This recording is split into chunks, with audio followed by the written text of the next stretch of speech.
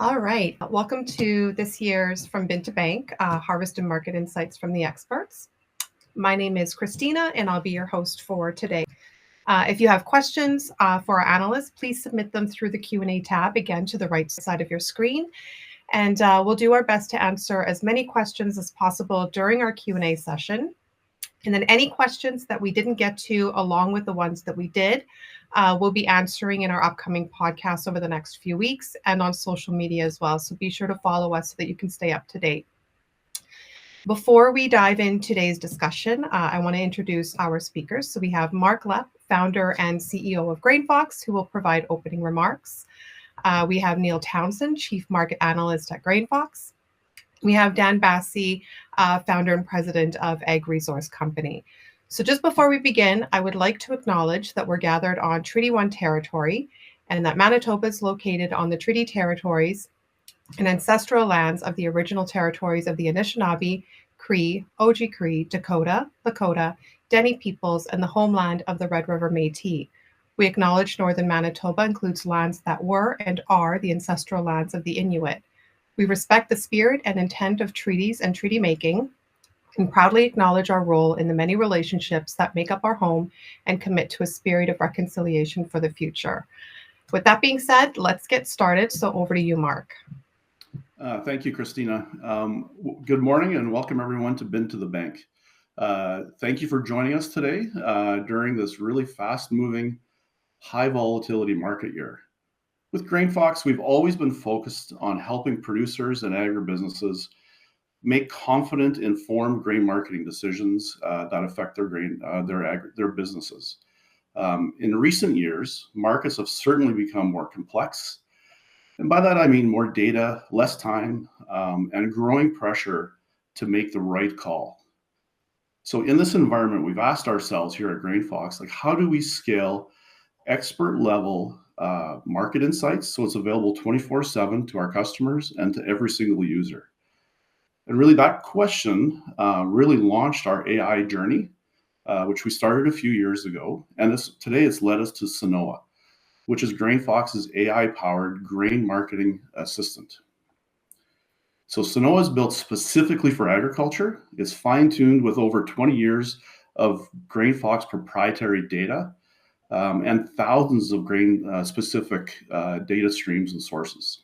It understands the language of the grain markets and delivers real-time, clear analysis for both producers and agribusiness teams and commercial teams.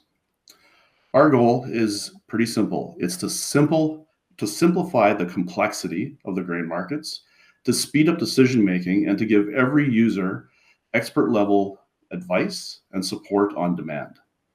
Today, you're going to hear from two of the top market analysts in North America, Neil Townsend and Dan Bassey. They'll break down the key drivers shaping 2025 and moving into 2026, supply, demand, geopolitics, risk factors, and really what that all means for your marketing strategy. During the Q&A, you're going to see Sanoa in action, answering real market questions and demonstrating its value firsthand. With that, I'm really happy to turn it over to Neil and Dan. Let's dive into the markets. Yeah, thank you very much, Mark, and welcome to everybody to take the time today to come. We appreciate that from GrainFox and our partner, Dan Bassey here from Ag Resource.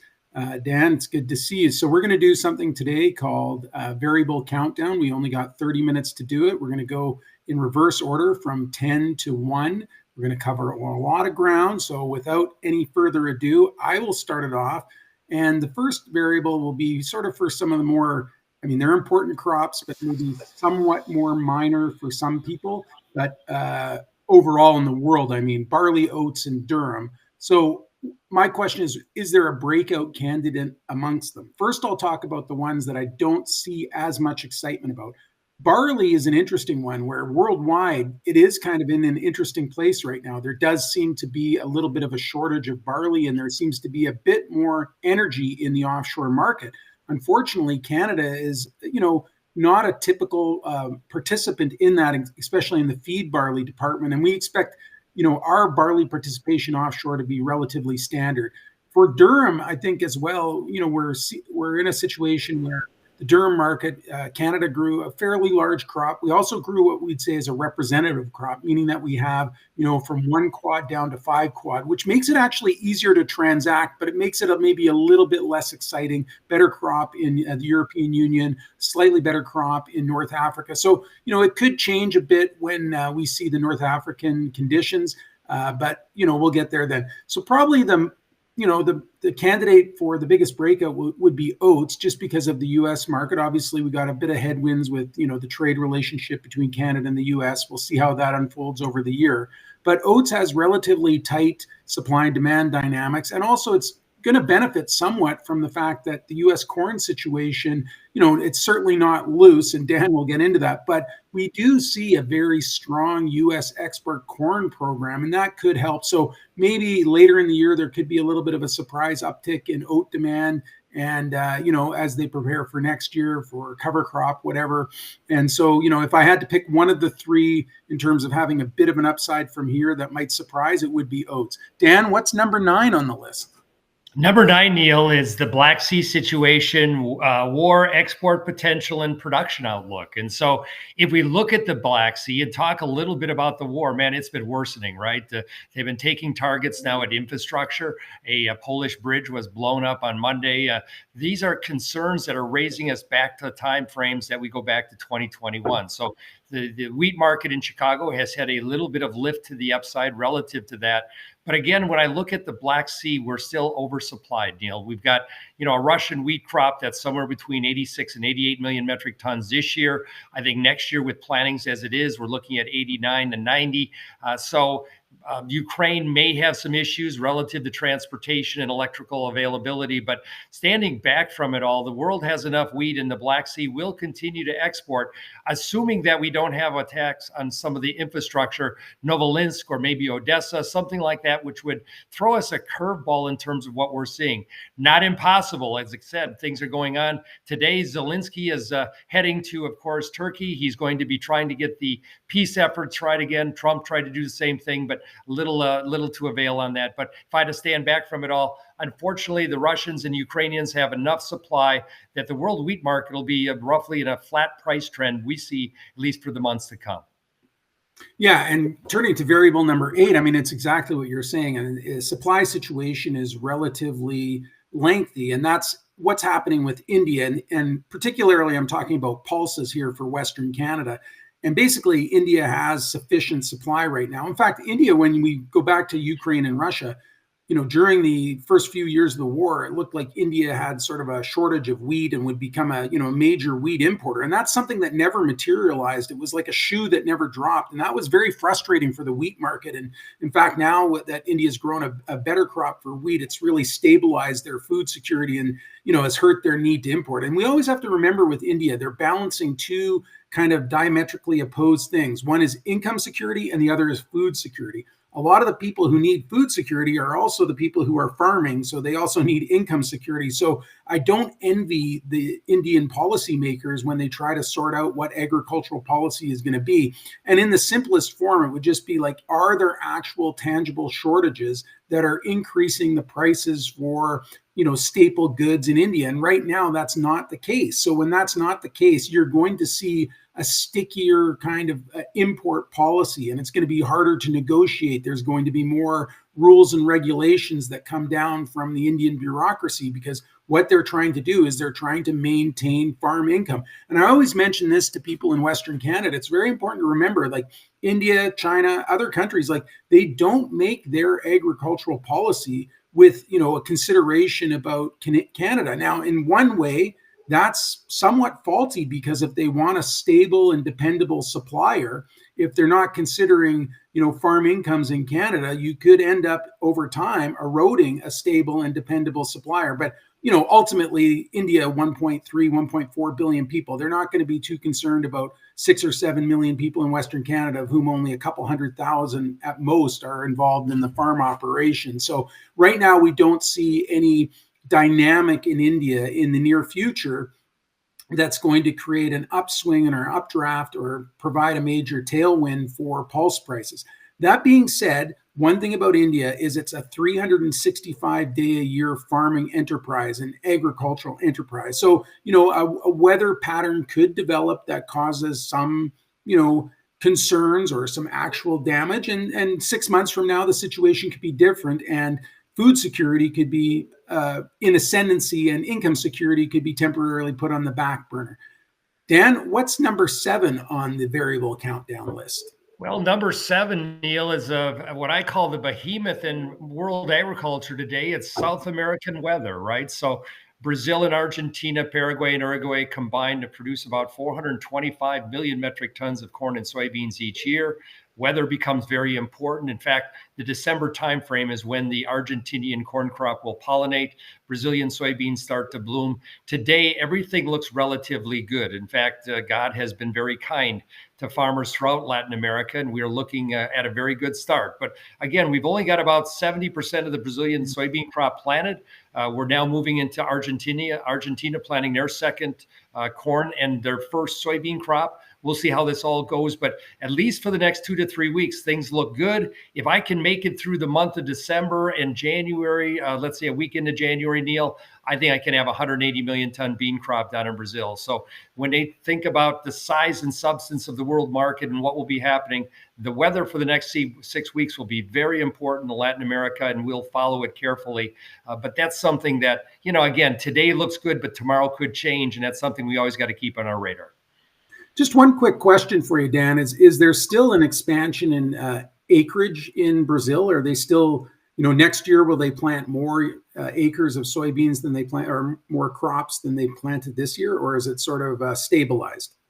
No, it's still expanding, Neil. We're seeing a 3.2 to 3.4 expansion right now in soybean acres in Brazil. So farmers there are still clearing land. The Cerrado says we estimate it still has about 14.5 million hectares of additional land that can come into production.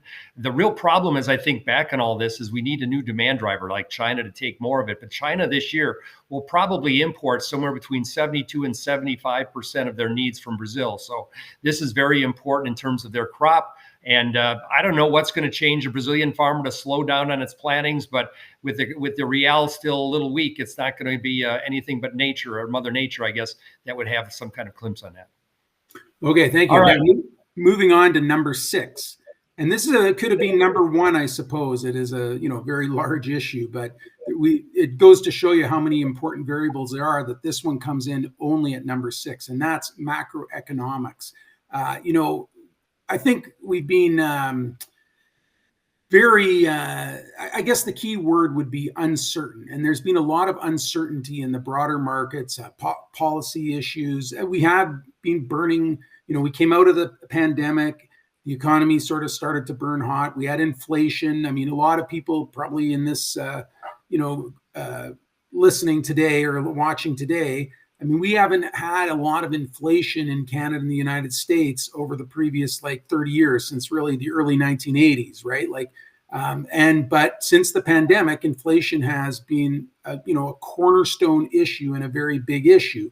And one thing is the economy has done fairly good. I mean, again, it's not evenly distributed. I'm sure there's lots of people who aren't winning. I mean, the stock market is the big winner, but how much does that go back to Main Street or out into the countryside? We're not sure. But now we have, major issues with affordability, not just for producers, but also for consumers. So, we've had some absurd things mentioned, like Besant was saying that one of the reasons why beef prices are so high is that the immigrants brought their own cattle with them. And there's been some very funny memes of the big border wall being scaled by cows and people leading herds of cows into the United States. We all know that's not the case. But what has happened, if we want to go, to a smaller case, is that, egg producers and cattle producers responded to some incentives. They lowered their herds. Now they have to build their herds up. And, prices are expensive. And of course, along the supply chain, I mean, costs have gone up because people are, not available to work. These are all sort of macroeconomic things. But I think the big thing that's sort of, any given moment, you could go to the website or turn on the radio or watch a YouTube, and you'll see somebody predicting, the end of the good economic times. Like we're going to have another depression or a recession or something like this. we've actually managed to do relatively okay. I mean, sure, employment has started to, new jobs are scarcer. Is that because of AI or is that because of financial concerns? We're not sure. But I think as we look forward, I think the key word would still be that, we're going to have some uncertainty. And obviously, and this we'll get into this later on, trade policy and how the nations of the world kind of get along in terms of just trade. We're not talking about the Russia-Ukraine war. We already talked about that. That's obviously, not a good thing. But these sort of trade wars and these trade issues are also not great for, stability or certainty because, especially a country like Canada and the United States to a certain degree when it comes to agriculture, like we need access to markets and we need those consumers in those markets to be, wanting to buy our stuff because it's affordable and they have money to buy that. So if we go into an era where, for a variety of reasons, one of which, in my opinion, would be like, bad trade policy, we drive the economy down and we go into like a recession, a global recession or a local recession, well, that ends up hurting consumers because consumers have less money to spend. And a country like Canada, who wants to export canola and spring wheat and durum and pulses, I mean, if people have less money to spend, that's going to trickle back and, either diminish the price at which we sell things or diminish the volumes of which we sell. And I think really from a Canadian farmer standpoint, we need to have both a good price and a good volume. Both of those things are equally important. So we are watching macroeconomics. I would also indicate to people that they should take a look at the interest rate alert, which comes out on Wednesday. Harold Davis writes that. He does a good job on that. And there's a lot of insight into that in terms of where the economy might be going and what sort of, central banks are doing and governments are doing in terms of, managing and shepherding the economy into, we used to talk about a soft landing, but I think trying to, our central bankers' main purpose would be to try to install a little bit more certainty in the market so people can feel good about making investments and trade and stuff like that. Dan, what do you have as number 5 on our variable countdown list? Well, I've got number 5, the U.S. acreage mix, exports, and balance sheets for the remainder of the crop year for the United States. So let's talk a little bit about that, Neil, and we'll try to be very specific. The U.S. farmer this year raised a corn crop that's equivalent to the size of the Brazilian, Argentinian, Uruguayan, and Paraguayan corn and soybean crops combined. 425 million metric tons. It's a massive crop. 16.7 billion bushels, if you like bushels versus tons. When you think about this, U.S. corn supplies at the start of the crop year will be 18.3 billion. So we're very comfortable with some of these numbers. There could be a little reduction in yield in the January number, but overall, we got a lot of corn here in the United States, and it's going to have to find a home somewhere. Nicely, we do have strong export demand today, which we're looking at nearly 3 billion bushels of U.S. corn being exported. But when I look back at end stocks for both U.S. corn, soybeans, and wheat, they're still amply supplied and relatively heavy. We'll have about 2.1 to 2.4 billion bushels of corn stocks. We'll have soybean stocks that'll be probably in the vicinity, we believe, of 4 to 470 million bushels, even though USDA is at 290. That's due to China not being available for U.S. beans from September through November. And then as we get to wheat, wheat stocks in the United States will be about 900 million bushels. So I don't see a story of bullishness from the United States in either corn, soybeans, and wheat. Now, all of that could change if there's a weather problem somewhere. But thinking about next year, Neil, I think that's another question Canadian farmers should be asking. U.S. farmers are indicating to Ag Resource that they will plant a lot more soybeans. They've heard the Trump administration regarding a trade deal with China lasting for 3 years. We're looking at soybean acreage in the United States to rise roughly 6 or 7 million acres back to 87 or 88 million acres. The loser in all that will be corn. This year, the United States farmer planted its most corn acres since 1936, 99 million acres. That'll fall. That's 6 or 7 million acres that are going to soybeans. So when we think about next year, farmers in the U.S. will be more balanced with their crop rotations, planting less corn and more beans. And so as I think about the bean balance sheet for the 26-27 crop year, we're thinking about over 600 million bushels. So today's bull market, which has been soybeans because of China, will be tomorrow's bear market because of the excess supply in oilseed acres, both in the United States and around the world.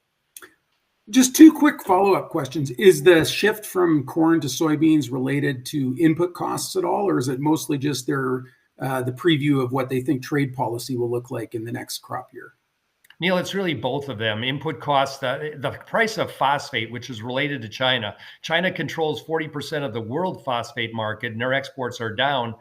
So that price of the corn farmer is giving him the second highest cost on record to plant a crop of corn. We estimated about $887 an acre. So with that high cost and farmers still in the United States losing money, they will probably go to the lower cost crop that it costs about $475 to $500 an acre to plant an acre of beans. That's what they're looking at. So it's that combination, trade policy and, of course, what they believe to be a lower cost, keeping their bankers happy. At the end of the day, we in the farm community are all trying to keep the bankers happy. So borrowing less money keeps him a little more sane, if you will, when he looks at our balance sheets for the upcoming growing season.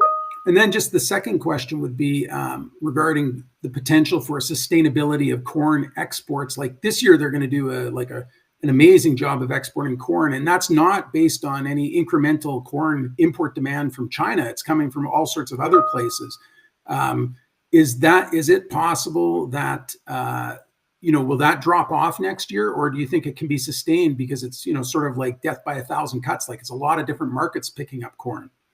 It is a lot of different markets, but there's one primary buyer called Mexico. And as you indicated with Secretary Bessent bringing their cows northward, what he really meant to say is that screwworm has kept their feeder cattle supply across Mexico. We estimate about 1.3 million head of feeder cattle are on the wrong side of the border. Normally they flow into the United States. We import about 120,000 head per month. Those cattle need to be fed. So we're sending a lot of corn to Mexico. Nearly half of the U.S. export profile are getting close to, that amount, 24 to 25 million metric tons. And that's because of the screwworm that is keeping so many feeder cattle or cattle on the Mexican side that will be fattened there. And then maybe some of the processed meat will head to the United States. But that's the big ingredient, along with Ukraine. Ukraine has had a very wet harvest. They're selling very slowly. The farmer's not engaging over there. And so this is why the U.S. export demand is picked up. I'm believing that U.S. corn exports peak in the January, February timeframe, and then we'll start to see them tail off. And very important will be if we open that border to Mexican feeder cattle and screwworm is beaten back to the south again. Okay, thank you very much. Keen insight there. So now we're on to number 4. And number 4 is something that, has been a general frustration, especially again from a Canadian point of view and probably from a US point of view a little bit too. And that's just the demand story. Like we talked about how supply has been very successful. We grew big crops. There really wasn't a weather story in any particular key production zone this year. Like South America did good. They're doing good again. The U.S. had great weather. Canada had good weather. The European Union had a bounce back from a little bit of a stumble last year. Even Russia and Ukraine, despite the war, both had fairly solid crops. And Australia is finishing up quite a strong crop. So like supply is assured. So when that happens, you look around and you say, well, we need some demand. And for example, just taking wheat, like all year long, if we talk to our European colleagues, or other people around the world, they'll say, "Oh yeah, wheat. It's very ordinary. It's like demand is boring. Demand is not interesting." And again, on one level, that's true. Except on the spring wheat level from Canada, it's not true because we've had great exports for the last basically 24 months. The first solid end to the 2 crop years ago. Great 24-25 and a good start to 25-26. Now there could be some other factors in there, but we can only look at what we see, and we see that we're exporting wheat quite well. And actually the United States is also exporting wheat ahead of pace and a strong export program so far. So maybe there isn't any headline stories in the wheat market that sort of talks about an excitement, but at least on the spring wheat and the better quality wheat side, it seems to be fairly good. And again, we did also talk about U.S. corn exports, and Dan gave several reasons for that, but it's that incremental demand to a market like the United States, meaning like the U.S. export program's a little bit stronger. So even if overall demand is not great, if the U.S. can export more and we can sort of edge down corn ending stocks, like so that they don't end up at a burdensome level, then we turn around next year and we have 5 or 6 million less corn acres. That's about 1 billion bushels that don't get produced. And, we could get into an interesting situation there. But overall, I would agree. Demand is less than exciting. We don't see, any initiatives on sort of the biofuel stage right now that look like they're going to suck up another 5 or 10% of oilseed production. We're sort of static there. I mean, it's not that the demand's poor, it's just that it doesn't have that built-in dynamic growth that it had for, many years. And there has been some minor back off also on biofuel, that sort of has stagnated the incremental aspect of it.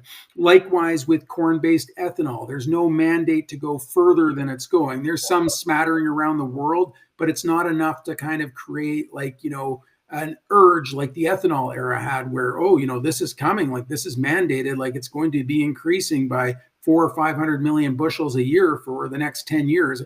We don't have that right now. So, if we're going to grow really good crops, the way to get more demand would be, it has to get cheaper to make people want to use it. And that's sort of this spot that we're in right now. Now, will this be forever? Not necessarily. But I think that when we look at 26, 27, it would be positive for us to get at least 1 or 2 significant weather-based threats, because we do have to attack the supply side a little bit, because we're not getting that built-in help from the demand side right now, writ large, when we talk about, corn policy, soybean policy, wheat policy. Dan, what's number 3 on our variable countdown? Number 3 is U.S.-China relations, Neil. And, it's a big one. As we get down to the countdown of number 1, the U.S. and China have been at economic war, I would say.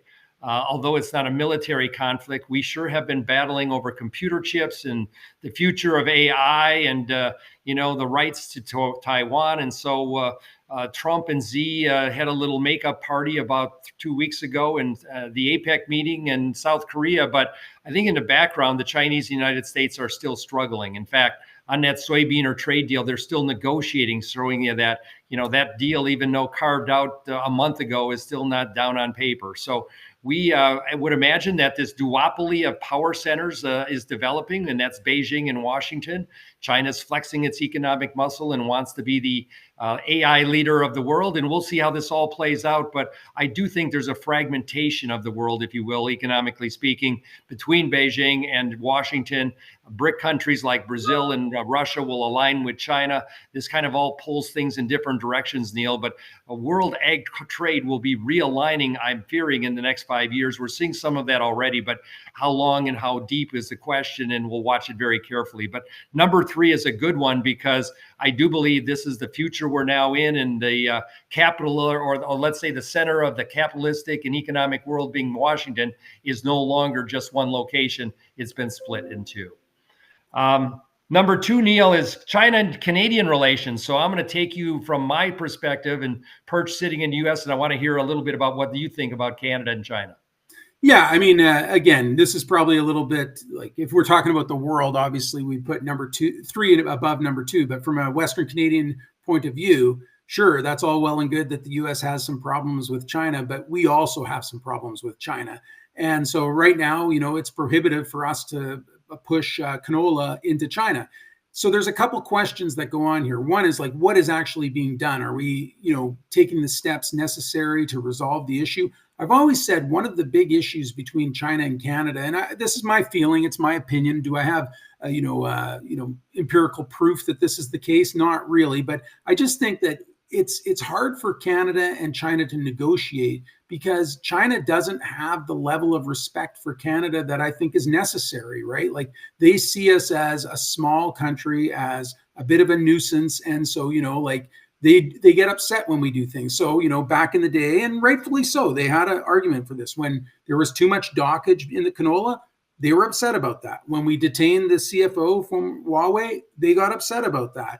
But, both of those issues took longer to resolve than they probably would have had it been sort of, a bargaining amongst equals. And we can say, okay, there are 1.4 billion people, we're, 40 million people. I mean, we're not equals. But I mean, again, when we're talking about the specific product, like they have an import need and we have the product, I mean, that's what really should be focused on. So, how are the negotiations going? Why do they take so long? I'm not sure. And then when we get to sort of the EVs, that's the big issue, that they want us to allow the market to have an EV. Look, my point of view on the EVs is that the consumer should decide. So if China can make a cheaper EV than, we can make in Canada or in the US, I mean, I don't know why it's not allowed to come into Canada. I guess it's protecting jobs or whatever, but ultimately the consumer should decide. Does the consumer want to drive a Chinese EV? Does the consumer even want to drive an EV right now? Like, that's changed quite a bit. So it seems to be something that's like, a strange thing to have as the obstacle for us to negotiate a pathway for canola getting back in. And then finally, I just say, like, what is the actual demand for canola in China? Because if the demand is relatively static, then they're going to get the canola from Australia. Can they get all the canola they need from Australia? So if they import, 2-3 million tons from Australia, well, Australia has a finite supply of canola, which gets exported. They don't have a freight advantage to China. It's going to cost China more to get it because a lot of that has to come from West Australia, which is, longer sailing times, more costly to get into China. Well, Canada would have some great backfill opportunities for that canola. We'd have the chance to send canola to, the UAE or Pakistan or Europe or stuff like that. So, global canola demand is estimated to only be down by about, 600,000 or 800,000 tons. Now that would have, an impact on the prices. The prices are going to be lower if you take out 600,000 or 800,000 of import demand from the whole world. Most of that is actually attributed to the European Union, which grew a better crop this past year, so has more domestic supply available for them. But again, I think that, we do need to see an uptick in the exports, and the longer it goes on, the more likely that it's going to be hard for Canada to catch up to where we were last year. And I don't think we'll export what we did last year. But ultimately, what's going to solve our problem is to have market access back into China. So we need to get that done. Dan, drum roll, please. What is the number one variable? Not that it's anybody's surprise, Neil. It's U.S. President Trump and his trade policy and how this all factors in. And I have not been at an ag conference this year and I think I've spoken close at 72 of them, that didn't bring up President Trump as being the big unknown in the markets. And he has been a force, let me tell you, whether it's his tariffs or whether it's his demeanor or whether it's his tweets. All of the above had an impact. In the United States, people either love the guy or hate him. There doesn't seem to be many in the middle. We'll leave it at that, politically speaking. But when you think about his policies, we've got a very important decision coming down from the U.S. Supreme Court that would determine whether his IEEPA, these are the emergency tariffs that he throws on countries, whether or not they're legal. And so right now there's a betting platform that we watch very carefully in the U.S. called Polymarkets. This has been a very good predictive markets where people bet $1 here or there. It's betting that will be overthrown by the Supreme Court. And then Trump will have to find another hammer if he wants to go after Canada or other countries. That will take an investigation to make sure that indeed there's some trade policy issue. And so when you think about where we're at the moment, Trump is by far the biggest factor. We're hopeful as we look at the new year, Neil, and start thinking about a new NAFTA agreement between the United States and Canada and Mexico and how that all plays out. But at the moment, I think the big thing to watch is this IEEPA from the Supreme Court. Trump will be Trump. We know that to be the case. It's his personality. We're not going to change the man. But whether or not he has the hammers that he has today will be very key. And in the United States, we have a midterm election next year. And there's a lot of forecasts already saying that Democrats will see a resurgence. That means that Trump will not have congressional support. And all of this will lead into what we believe will be a lamer last half of his presidency compared to the first half here. So tariffs are easy to put on, but hard to take off. History proves that very accordingly. So we'll see how this all goes forward. But again, if they're all seen illegal by the Supreme Court, boy, does that change everything for the markets. And we're expecting that announcement sometime by the end of January from the U.S. Supreme Court. So that's number one, Neil. He has had a big impact on every market, including the livestock markets, the grain markets, all of this have had Trump fingerprints on it. And it's bad enough as an analyst. We try to get it right on fundamental analysis and weather. But boy, politics really makes markets difficult these days. Yeah. So, Dan, it's coming up to 20 years since I first met you. And I remember I met you in Kiev at Black Sea Grain, and you did an excellent job of speaking. This would have been in 2006. And, we're not naive. You've been in the markets, upwards of 40 years. I've been in it for almost 25 years. We understand that government interference in the markets and ag markets, it's a constant. It's all around the world. And, we always talk about, free trade, and really there's never been any free trade in agriculture. It's always got some aspect to it that's muddled by the government, either with direct farm supports like in the European Union, tariffs into India, the way that China behaves, the way that Canada and the US behave too. We're often trying to protect things. We could probably have a bunch of controversy here talking about the dairy boards or whatever, all these kinds of things that are externalities. They do cause, artificial things in it. But ultimately, one thing I know about you and one thing I know about me is, we believe that like trade is beneficial, and that, a lot of things are not necessarily win-lose. It's not a zero-sum game. A lot of things are, beneficial. And I look at like canola to China, like China's not buying Canadian canola because they hate Canadian canola or they don't want to use it. They're buying it because they want to use it. And it's very good. Like just one basis for it is aquaculture, which is very important industry in China. And they've had great success using, crushed canola, both the meal and the oil in the feed rations in aquaculture. And there's a strong preference for it. There's a strong belief that it, does better with the juvenile fish. There's a lower mortality rate. That's sort of a win-win. Like we wouldn't use canola for aquaculture in Canada, but they use it there. So, it's something that we could go. And I just think we have to kind of find that pathway back. And Trump you're right, he used a big hammer. My only objection to his methodology, because, there does need to be constant revision to the way that trade is being done, is just that, we got to get to the table and talk about these things. And that's where I think what's frustrating Canada is that, it's not that we don't have a total willingness to not change. There's lots of people in Canada that would like to do away with the dairy boards and these, and, interprovincial trade restrictions, all this kind of stuff.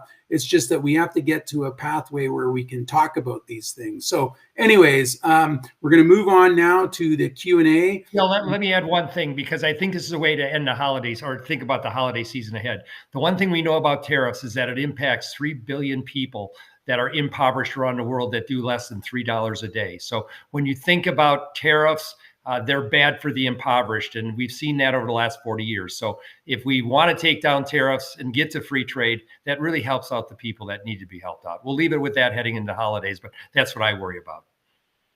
So that wraps up the market overview. Now we're going to shift over into the Q&A portion of the session.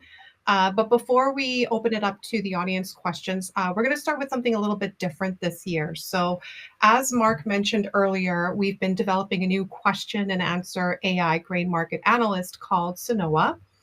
And it's built right into GrainFox. It's designed to explain the market, put signals into context, and really help turn information into strategy. So that's whether you're a producer or on the commercial side of things. So to give you a feel for how it works in real time, we're going to ask Sanoa a couple of questions first, and then Neil and Dan will discuss the response together, and then we'll open it up to all of you for live questions.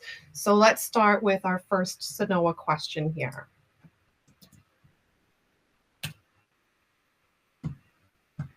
All right, so while Sanoa is working on that, this is actually a perfect example of what makes Sanoa different from generic AI tools. It's not just pulling quick answers off of the open internet. It's actually diving into GrainFox's proprietary data layers, and that's more than 20 years of historical pricing, fundamentals, seasonality, and then thousands of grain-specific sources, and it's running a real analytical process. And then as part of that, it's also validating multiple market inputs. It's cross-checking information across our data sets. It's building explainable layers so that you can understand where the answer came from and why it matters. And sometimes this response takes a few extra seconds because nothing here is pre-written. It's generating a fresh contextual answer that's based on the exact question we asked, and it's in real time. And then with more complex grain questions or grain marketing questions like the ones that you're going to see today, it does take a bit of time to work through the logic because it's actually analyzing the markets, not just giving generic AI responses. So the little pause that you see here is Sanoa doing the same kind of due diligence that any analyst would do. It's just, working at machine speed. It takes a little bit longer for here, but it's faster in comparison to human work. I know our analysts here have both had a chance to go on and use Sanoa. Any thoughts around how Sanoa performed for you, Neil? Yeah, I mean, I find Sanoa a very useful tool. I mean, a lot of times we're doing these questions are a little bit broader, a bit more maybe challenging to Sanoa, pulling out something. But we've asked Sanoa like a lot of questions, like, is now a good time to market flax, or and if you feed in information about your specific farm as well and your cash needs and your risk tolerance, like it can do a good job of kind of taking into account personal type of issues, and then balancing that with sort of the general market conditions or even the specific marketing conditions in your neighborhood. So we didn't ask those types of questions for this display just because we wanted to have sort of broad-based something that would pertain to everybody. And this first question where we asked about the impact of like output prices and higher input prices, and whether or not farmers are going to have it will have an impact on the yield. I mean, this is something that, broadly based answer from Sanoa is interesting to read. Exactly. So the question that we asked Sanoa today was, will lower overall output prices for grains and oilseeds have an impact on farmer purchases of inputs in Canada and the USA? Will this impact yield potential in 2026? So I know you and Dan have had a chance to kind of look at the response here. Any thoughts on what the response that Sanoa generated? Well, Sonoma always, how should I say it? She does such a good job, if I can gender her, because I just am a marvel at what she comes up with. But, again, thinking about production, costs and everything that's involved, we've dealt as an analyst for 40 years. I've tried to go back and make some assumptions, if you will, on what will lower costs and profitability for farmers do in their use of inputs.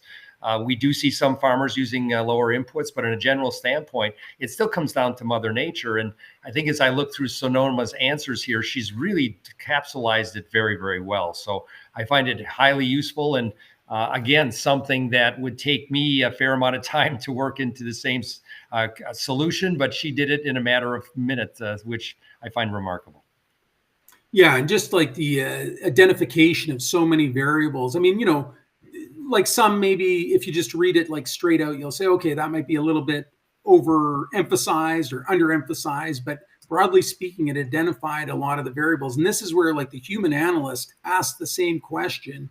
It's going to do a couple things. Like it might get a good answer, but as Dan says, it might take a lot longer. And then the other thing is that we also have our own biases and our own sort of, what were we working on before we were asked the question? What's our view on the market? And even in today's environment, just sort of like politics, right? Because, I can see this prevalent in questions that I'm asked a lot of times, like, because a lot of people are in, how do you say it? They're in vacuums of information, right? Where they're seeing one political storyline. And that's where, Sanoa is trying to like remove all of those biases and give a clear answer. Because when you do ask something that's like a broad-based sort of policy question, like higher prices, lower prices, input costs, or trade issues or something like that, like you want to get something that's unbiased because, your own experience has also centered you. And I said, like, Dan and I tend to be towards like free trade. We like free trade, right? But, that's not necessarily the only perspective that matters. Ultimately, also, Dan and I both have spent our entire careers working for farmers. And our bias is towards, we want farmers to be successful. But there is a truth in the world that, farmers also contribute somewhat to the lower prices because they don't read the price signals to say, oh, look, this is a multi-year issue. We need to back off either on acreage or switch out of crops and this kind of thing. And as I mentioned earlier, like a lot of the policy issues do make it hard for farmers to understand which crops are being benefited and which crops are being detrimented by sort of policy issues sometimes. And that's one thing I did like about this Sanoa answer is it sort of said, look, most likely, all things being equal, farmers are going to still use like the inputs and the yield potential is probably the same as it was this year, which is maybe not the answer we wanted to hear, but I think it's the best answer. No, Neil, I think she hit it right. It's like we all treat our firstborn son the same way, right? So farmers do that with their crops, and I think that's where Sonoma really came in on this whole thing as I read through it right now. Great, thanks. So we're going to add our second question in for Sanoa, and that question is, what would an extremely cold winter imply for farmers in North America? Would higher natural gas prices be beneficial or detrimental? So again, while Sanoa works through that question, I just want to kind of do a little bit of an overview of what Sanoa is designed to do, what it can do and what it can't do, and other tools that we have that can help you where Sanoa can't. So Sanoa is designed to explain the markets in plain language, whether it's a WASDE update, an analyst outlook, a report, or weather event. And it takes this information and puts those signals into context for you so that you know what actually matters in a way that's easy to understand for you. It can compare regions or delivery months, look at historical trends, summarize long reports for you, and then turn all of that into practical steps like percent to sell or hedge ideas. You'll find, real-time prices and futures on your GrainFox dashboard. That's not something that's readily available on Sanoa, but it is available through GrainFox. Local basis and buyer bids and price finder on GrainFox. Your personalized sales targets, that's personalized sales recommendations that are designed for you and your situation. Those are found in the Smart Advisor dashboard. And then verified analyst charts are available in the Market Insights dashboard if you're a commercial client.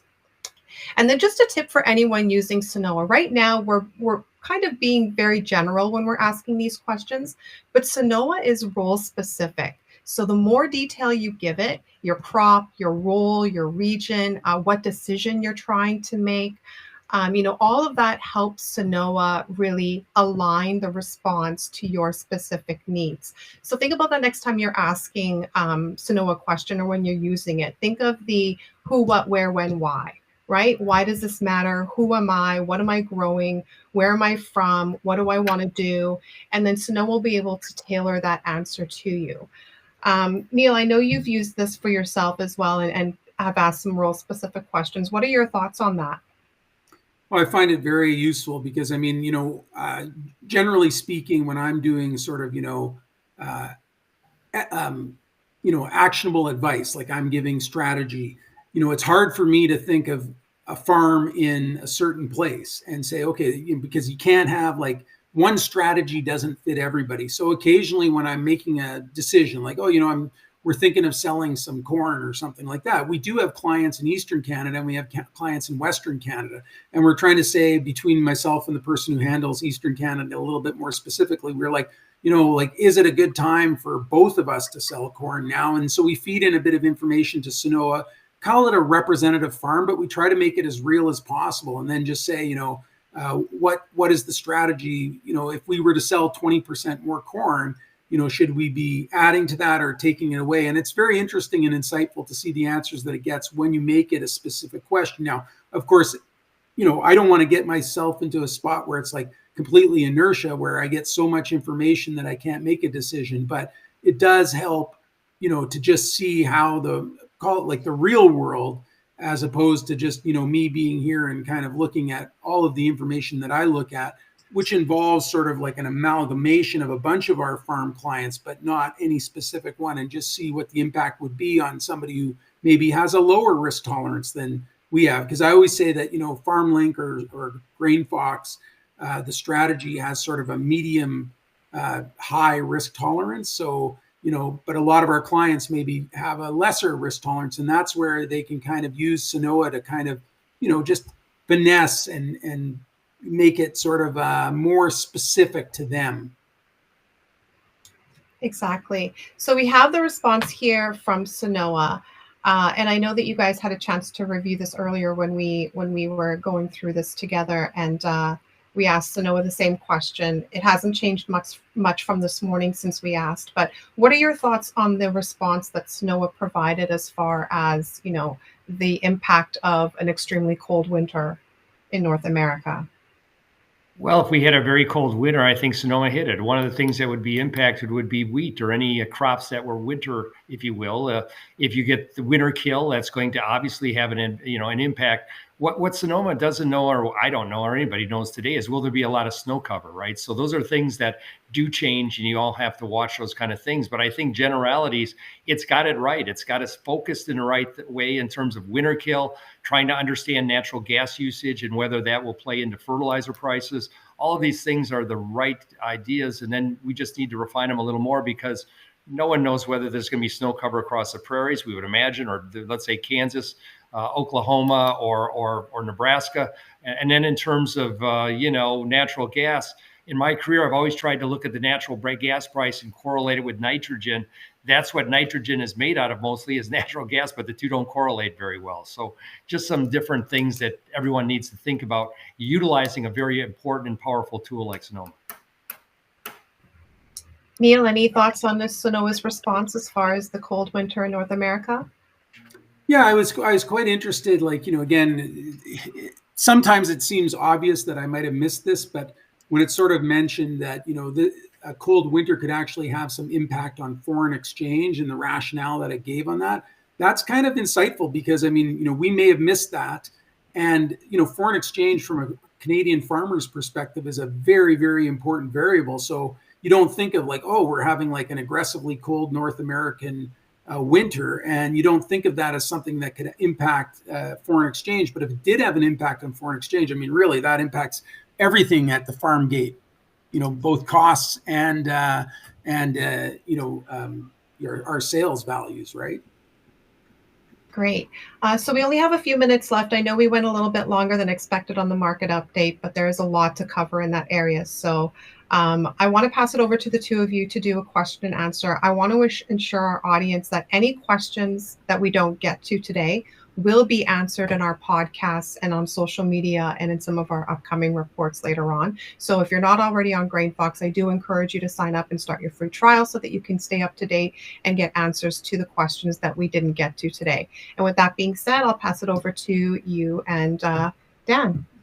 Yeah, we only have a time for a couple quick questions here, but we got a few questions. I think if we don't address it, as Christina said, we'll get it in future podcasts or in the Daily Market Wire or other reports, or social media. But one question that came in, I thought this is quite an interesting question from a farmer perspective, is do you think timing the market using on-farm storage still justifies the cost of on-farm storage? In other words, would you advise a farmer to invest in on-farm storage, or are producers just as well to ship it to the market at harvest time? Neil, I think if we go back and look at the spreads in Chicago and basis relationships, I did this work for somebody who's building new storage for corn and soybeans just a couple of weeks ago. It pays tremendously. So my advice to farmers is to have on-farm storage. If you don't have enough for crops, build some, because I do believe in these markets that have a fair amount of supply that there will be a return to storage. So I think it's a great question. I would say to everyone that as long as the futures markets have some premiums as we have now, and as the cash basis levels change at harvest, which are usually the worst, there should be good investments in storage going forward. Yeah, one thing I think maybe underlies this question or influences this question, it's a great question. I've noticed this year, when, the attitude of the farm community, or at least a lot of the farmers communicating with us and people that I work with, it's a little bit negative, right? The price directionality hasn't been good, all of the trade issues and everything like that. And I think in good times and in bad times, what a farmer does is extremely important. The business operation is extremely important. people should not be in farming, and I don't think there are many farmers in it, who think only in terms of one cropping year. Farming is ultimately almost a multi-generational thing. Like, you're thinking of your grandkids being able to farm. So you have to stay in business. You have to maintain a structure that gives you the best opportunity to return the next year to recrop and grow another crop. And that's where I think like intentional decision making about marketing your grain is very important. And I don't want to see, just because like prices have been bad, it's like, you know what, I just want to get rid of it all. I don't want to think about it anymore. I don't think that's really a good strategy. And this is where on-farm storage, I'm not saying like stuff it full every year and just don't market off the combine. There are situations where you do want to market off the combine, but I'm saying that like, you know, storage and all of those things are part of what I would say is an intentional, very important thing. Okay, one last question, and then we'll have to wrap it up. And I think this is a great question. I'm going to answer it quickly, and then I'll let you make a comment on it too, Dan, because it gets to the heart of something. And like, the question is, any truth to the speculation that the Chinese rapeseed crop is smaller than stated? I don't know is the short answer. I don't know what the Chinese grew for rapeseed crop. And I don't think anybody really knows outside of, you know, maybe somebody in China. And it gets to the heart of the matter that, you know, we are dealing with a lot of unknowns in terms of the Chinese data. I've been to China many times. Apparently they have, you know, hundreds of millions of tons of grain stored in permanent storage. You know, in all of my driving around China, you know, many times in my 12 trips to China, you know, covering thousands and thousands of kilometers, I certainly didn't see the capacity anywhere to store as much grain as they say they had stored. Maybe they're in all those empty apartment buildings. I don't know. But so I doubt that China has as much grain as they said they do. But we can really only respond to how their markets behave. And the most, you know, the best example of that is, what are the prices? And there are a few prices in China that kind of indicate where they are. So for many, many years, the corn price was aggressively over the world price by like a couple dollars a bushel, really, right? So, you know, that doesn't really say that China has 100 plus or 200 million tons of corn in storage if the prices can be that much above the world price. I mean, that there's an arbitrage opportunity locally. So I don't know how much rapeseed they grew this past year. I don't have any big reason to doubt it, but I don't have any big reason to also say that it's accurate. Dan, what about Chinese data? Chinese data, I don't know how many years in a row they've had record crops, Neil, but I think I'm counting on about 18 or 19. I don't know any other country that has record crops every year like China. So that's how we should trust the data. I don't think it's useful. And what we have to do is trust China's actions and trust the cash markets within China. So they had bad weather last year. They've got a fair amount of areas that got flooded. They had some drought in other areas. I'm not trusting record crop production, but like I said, we'll watch their actions coming up. All right. Thank you so much, Neil and Dan, for another great discussion and for answering some of the audience questions. Again, just a reminder, I know we had to cut it short and there was a lot of questions we didn't get to, but we will be answering them in our upcoming podcasts on social media and in some of our reports. So make sure that you're following along. Thank you for joining us, and we look forward to seeing you again at future GrainFox events. Have a great day, everyone.